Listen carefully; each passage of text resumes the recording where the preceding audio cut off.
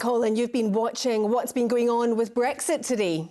No surprises there at all. At Westminster, MSPs voted overwhelmingly in favour of Boris Johnson's Brexit trade deal. Here in the Scottish Parliament, here at Holyrood, MSPs voted overwhelmingly not to give consent to that deal. So after years of wrangling, the deal will become law tonight.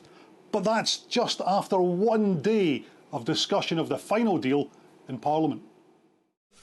As EU leaders signed the treaty, the Prime Minister set out to sell his trade deal to MPs.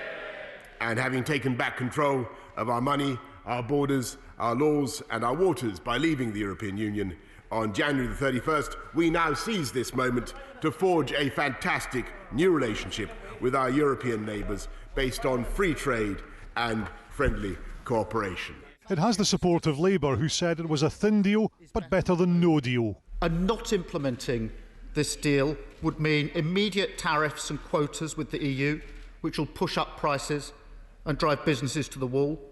It will mean huge gaps in security, a free-for-all on workers' rights and environmental protections, and less stability for the Northern Ireland Protocol. Former Prime Minister Theresa May pointed out she had offered a softer Brexit deal, which Labour had rejected. She famously said Brexit means Brexit, and it still seems to mean different things to different sides. It means the disaster of a deal. It means broken promises. It means economic vandalism. It means an isolated United Kingdom. Inevitably, the biggest fight was over fish.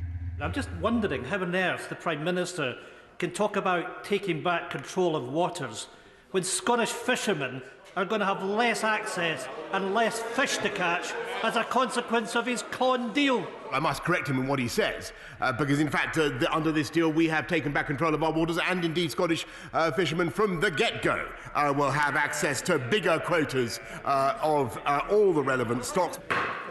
That line was taken up in the Scottish Parliament too. This must be the worst negotiating outcome in history. A hard Brexit for Scotland and a comprehensive sellout of the Scottish fishing industry.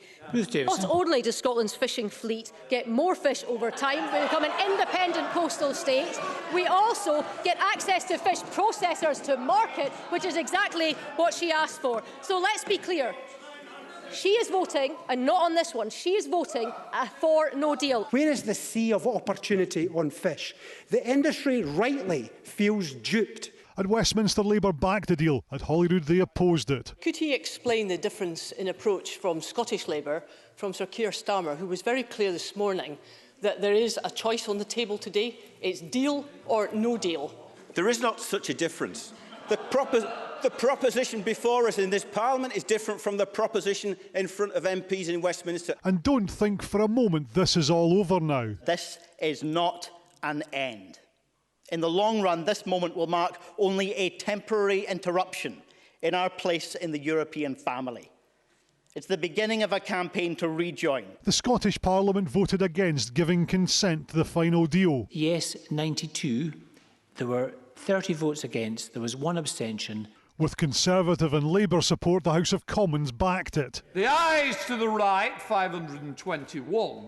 The noes to the left, 73. The ayes have it, a lot. And the Prime Minister duly signed it off. A year after the UK officially left the EU, tomorrow at midnight the transition period will be over and Brexit really begins. Colin Mackay, STV News.